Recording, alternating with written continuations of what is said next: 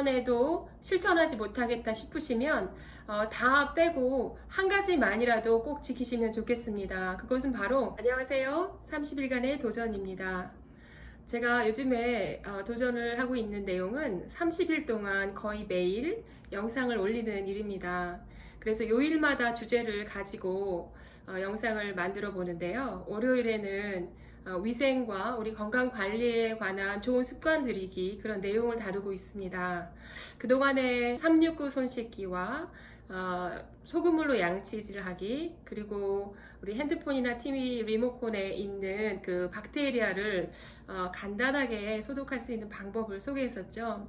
오늘도 너무나 중요한 내용입니다. 어린이, 어른 할 거 없이 누구나 우리에게 꼭 필요한 좋은 습관에 대해서 설명드릴 건데, 여러분 오늘 영상 시청하시고 내용이 유익하다고 생각되시면 구독과 좋아요, 댓글, 또 주변 분들에게 공유까지 꼭 부탁드릴게요. 많은 분들이 알고 계시죠? 우리 몸은 성인의 경우 70%가 수분으로 구성되어 있다는 거죠.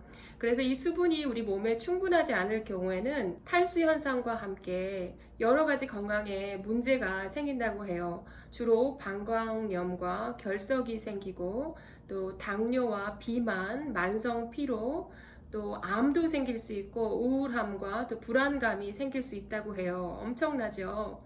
그런데 여러분은 이 물 마시기, 우리가 보통 성인이 2리터의 물을 하루에 마셔야 된다고 하는데, 이렇게 알고 있으면서도 잘 실천하기가 어려운 것 같습니다. 그래서 오늘 영상을 통해서 여러분이 딱 한 가지만 기억을 하셔도 성공이 되겠습니다.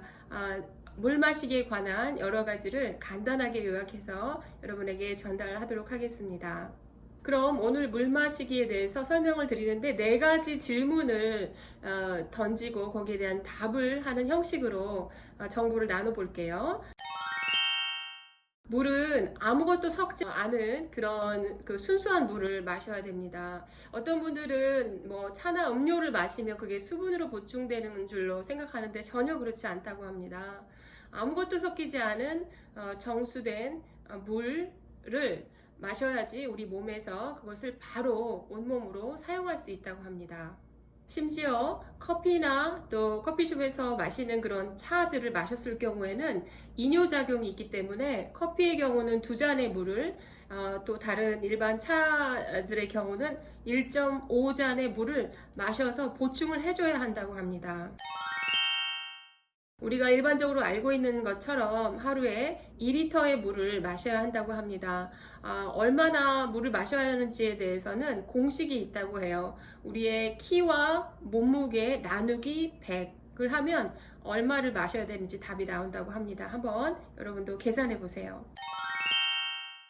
물을 한꺼번에 많이 마시게 되면 오히려 나트륨의 농도가 갑자기 낮아지는 저나트륨증에 문제가 생길 수 있다고 해요. 그래서 물을 수시로 조금씩 마시는 게 중요하다고 합니다. 제가 이번 영상을 만들면서 참고한 그 김소영 채널에서는 200ml 종이컵으로 10번을 나눠서 마시라고 말씀해 주셨는데, 그렇게 들으니까 물을 마시는 데 대한 부담이 확 줄어들더라고요. 여기 작은 컵이 있는데, 이 좀 작다고 생각되는 컵 사이즈가 바로 200ml이고 일반적인 컵은 250L가 되더라고요. 제가 체크를 해보니까. 그리고 조금 크다 싶은 컵은 이것은 300ml가 나옵니다. 그래서 2리터의 물을 하루 종일 마신다고 생각했을 때 아침에 좀 큰 컵으로 한 잔을 마시고, 그 다음에 식사 1시간 전 혹은 식사 1시간 후에 250ml 혹은 200ml의 물을 생각날 때마다 이렇게 마셔주시면 좋을 것 같습니다. 근데 이번에 제가 아주 중요하게 발견한 놀라운 사실은, 우리가 하루 종일 물을 조금씩 이렇게 천천히 마시는데 그 중에서도 가장 중요하게 마셔야 되는 물이 있다고 해요. 그것은 바로 아침에 일어나자마자 마시는 물입니다. 한 500ml 정도, 큰 컵으로 하나, 그리고 좀 작은 컵으로 하나 하고 합하면 500ml가 되겠죠. 이 물을 마시는데 아침에 일어나자마자 마시는 물이 왜 가장 중요한가 하면 우리가 자는 사이에 우리 몸의 내 분비 기관이 정비를 하고 또 뇌를 청소하는데 수분이 500ml 정도부터 1리터 정도의 분량이 소모가 된다고 해요. 그러니까 아침에 일어나자마자 우리 몸 속에는 굉장히 수분이 빠져 있는 상태이고 해서 아침에 물을 마시는 것이 아주 중요하다고 합니다. 이렇게 아침에 물을 마시면 수분이 빠져서 끈적끈적해진 혈액에 수분이 공급돼서 혈액의 양도 늘어나고 그래서 우리 몸속에 있는 노폐물을 배출하는데 도움이 된다고 해요.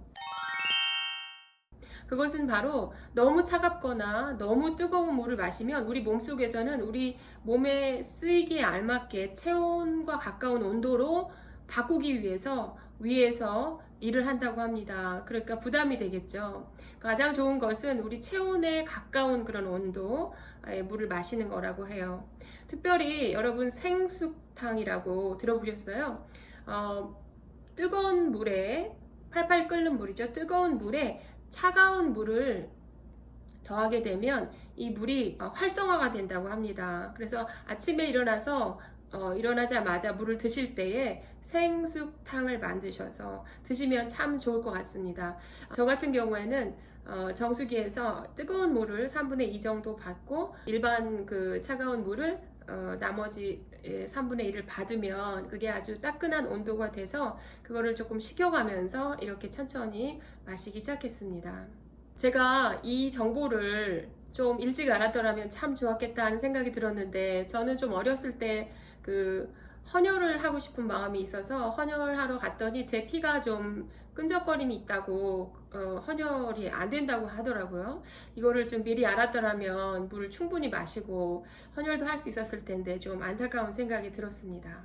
그런데 이렇게 물을 충분히 마시는 부분에 있어서 좀 주의해야 될 부분들이 있다고 합니다. 그 신부전증 말기 환자시라던가 아니면 당뇨가 있는 분들 그리고 또 일반 분들은 식사 바로 전에 물을 많이 마시는 건 좋지 않다고 해요. 그래서 특별히 식사 1시간 전 혹은 식사 후 1시간 후에 이 물을 마셔주는 것이 도움이 되겠습니다. 제가 이번 영상의 제목을 물 마시기 이것만이라도 이렇게 붙였는데 제가 말씀드린 물 마시기에 대한 몇 가지 팩트를 여러분 들으시고 이번에도 실천하지 못하겠다 싶으시면 다 빼고 한 가지만이라도 꼭 지키시면 좋겠습니다. 그것은 바로 아침에 일어나자마자 생숙탕으로 500ml 정도의 물을 천천히 마시는 습관을 가지신다면 이전보다 훨씬 더 건강한 몸을 유지하실 수 있을 것 같습니다. 제가 요즘에 구독자가 80명 정도 되거든요. 예전에 18명이어서 제가 다시 채널을 만들었다고 말씀을 드렸는데 80명이라니 너무 놀라운 숫자입니다. 하지만 저는 아직 배가 고픕니다. 구독자가 100명이 되면 얼마나 좋을까 이렇게 기대하고 있습니다. 그래서 여러분들의 도움이 필요합니다. 이 영상이 유익하다고 생각되신다면 구독을 이제 지금까지 미루셨던 분이 계시면 눌러주시고 댓글에도 여러분의 그 격려의 메시지를 좀 남겨주시면 좋겠고요. 특별히 가장 중요한 것은 이 영상이 도움이 될 만한 지인들에게 공유를 해주시면 아주 큰 도움이 되겠습니다. 다음에도 더욱 유익한 영상으로 돌아오겠습니다.